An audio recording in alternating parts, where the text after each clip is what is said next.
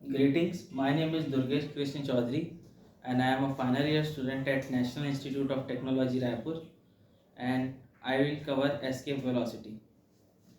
तो escape velocity क्या है? Escape velocity एक ऐसी मिनिमम वेलोसिटी है जिससे अगर किसी भी ऑब्जेक्ट को किसी भी प्लैनेट से थ्रो करें तो वो ऑब्जेक्ट प्लैनेट के ग्रेविटेशनल पोटेंशियल को सरपास करके स्पेस में चली जाएगी और उसके बाद उस ऑब्जेक्ट में प्लैनेट का कोई भी ग्रेविटेशनल इन्फ्लुएंस नहीं होगा। सो इंग्लिश में इसका डेफिनेशन यहाँ गिवन है कि a minimum velocity an object needs to break free from the gravitational pull of celestial bodies और any planet. So it is the minimum velocity that an object needs to break the gravitational pull of a celestial body. तो अब एक बार escape velocity का concept समझ लेते हैं।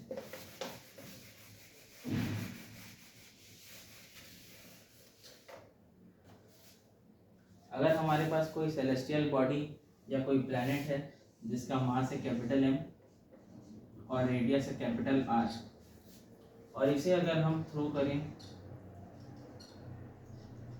अगर हम इस ऑब्जेक्ट को इस प्लैनेट से थ्रो करें तो काफ़ी डिफरेंट केसेस ऑब्जर्व करने के लिए देखा जाएगा।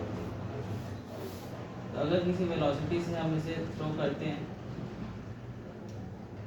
तो किसी सर्टेन पॉइंट पर ऑब्जेक्ट की वेलोसिटी 0 होगी और ऑब्जेक्ट प्लैनेट की ग्रेविटेशनल इन्फ्लुएंस के कारण वापस से सरफेस में आ जाएगा। अगर इस वेलोसिटी को हम इंक्रीज कर दें तो एक पॉसिबिलिटी ये भी बन सकती है कि ये ऑब्जेक्ट प्लैनेट के अराउंड रिवॉल्व करना स्टार्ट कर दे और अगर इस वेलोसिटी को हम और ज़्यादा बढ़ा दें तो पॉसिबिलिटी ये भी बन सकती है कि अब ये ऑब्जेक्ट प्लैनेट के ग्रेविटेशनल इन्फ्लुएंस को सरपास करके स्पेस में चली जाए। पर इस ऑब्जेक्ट की और इस सेलेस्टियल बॉडी के बीच ग्रेविटेशनल अट्रैक्शन तो होगा, पर ये कहाँ नहीं होगा? ये नहीं होगा इन्फिनिटी पे, क्योंकि हम कंसिडर करते हैं कि ग्रेविटेशनल पोटेंशियल इन्फिनाइट पॉइंट पर 0 होती है। इससे पहले कहीं भी अगर ये ऑब्जेक्ट रुक जाती है तो सेलेस्टियल बॉडी के ग्रेविटेशनल पोटेंशियल के कारण ऑब्जेक्ट वापस से सेलेस्टियल बॉडी के सरफेस पर आ जाएगी। तो ये तो कॉन्सेप्ट हमने समझ लिया। अब चलते हैं इसके डेरिवेशन पर।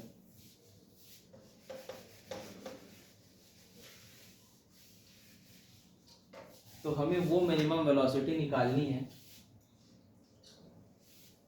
जिससे कि ऑब्जेक्ट सेलेस्टियल बॉडी के ग्रेविटेशनल इन्फ्लुएंस से बाहर निकल जाए और इसी वेलोसिटी को हम एस्केप वेलोसिटी कहते हैं। तो सिंस जब ये इसके इन्फ्लुएंस से बाहर निकल जाएगी, इसके पास कुछ ज़्यादा स्पीड नहीं होगी, रैदर स्पीड इसकी 0 होगी।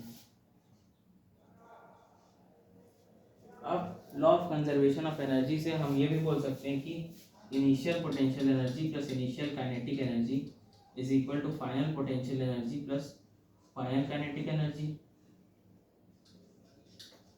सो minus GMM upon R plus half mv square is equal to 0 since the potential at infinity is 0 और काइनेटिक एनर्जी 0 है क्योंकि वेलोसिटी भी 0 है। यहाँ से हमें वेलोसिटी का इक्वेशन मिल जाता है √2 GM अपॉन R।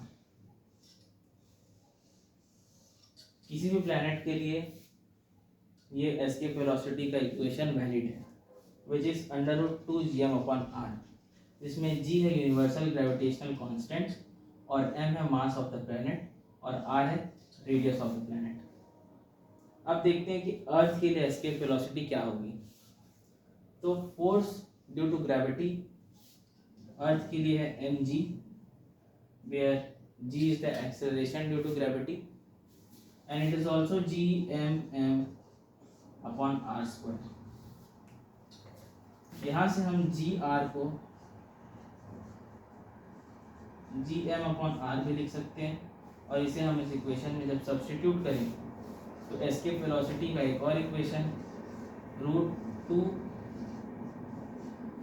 gr मिलता है, जिसमें स्मॉल g है acceleration due to gravity and r is the radius of earth, और g की वैल्यू है 9.8 मीटर पर सेकेंड स्क्वायर और r की वैल्यू है 6.4 इंटू 10⁻⁶ मीटर। और वैल्यू सब्स्टिट्यूट करके एस्केप वेलोसिटी फॉर अर्थ हमें मिलता है 11.2 किलोमीटर पर सेकेंड। यहाँ कुछ एजम्पशंस हैं, जैसे कि स्पेस में अर्थ और ऑब्जेक्ट, सिर्फ अर्थ और ऑब्जेक्ट ही अवेलेबल है, इसके अलावा बाकी किसी भी प्लैनेट के ग्रेविटेशनल इन्फ्लुएंस को अभी अज्यूम नहीं किया गया, और इस एजम्पशन के कारण ही escape velocity 11.2 kilometre per second calculate किया जा सकता है। अगर हम बाकी प्लैनेट के ग्रेविटेशनल इन्फ्लुएंस को भी कंसिडर करें तो फिर इक्वेशन काफ़ी ज़्यादा कॉम्प्लिकेटेड हो जाएगी।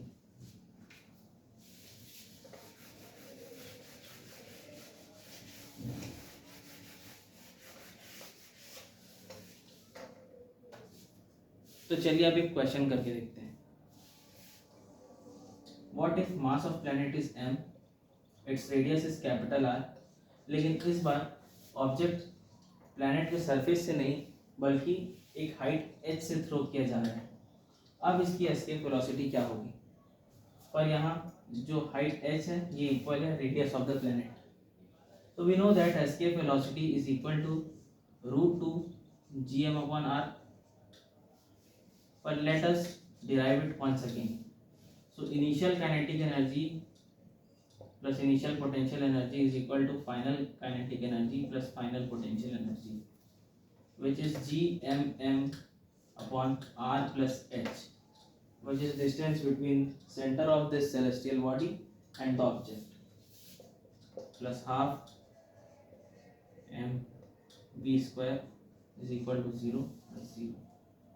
सो यहाँ से एस्केप वेलोसिटी की इक्वेशन मिलती है gm/r plus h, जिसमें h है height of the object from the surface of celestial body, और यहाँ पे r की वैल्यू है it's actually √2 gm/r plus h, और यहाँ r की वैल्यू है h की वैल्यू है r,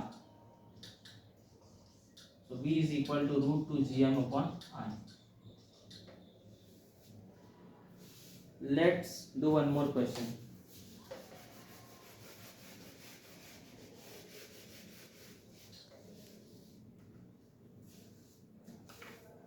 The question says that escape velocity for Earth is 11.2 kilometer per second. What will be the escape velocity of planet if it has twice the mass of Earth? If it has twice the mass of Earth and half the radius of Earth. Let's see. So escape velocity of Earth is √2 gm/r, जिसमें m है मास, r है radius, और for any planet escape velocity is √2 gm/r. Let's say mp is the mass of planet, rp is the mass of planet.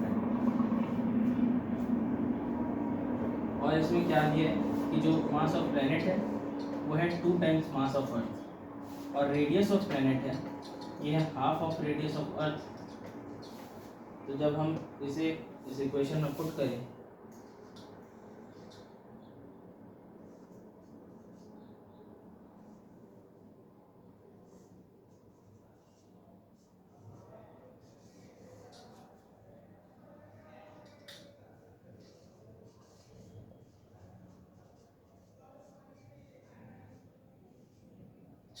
तो हमें मिलता है 2 into √2 gm/r, और √2 gm/r अर्थ के लिए क्या है 11.2, hence the escape velocity for the planet is 2 into 11.2, that is 22.4 kilometre per second.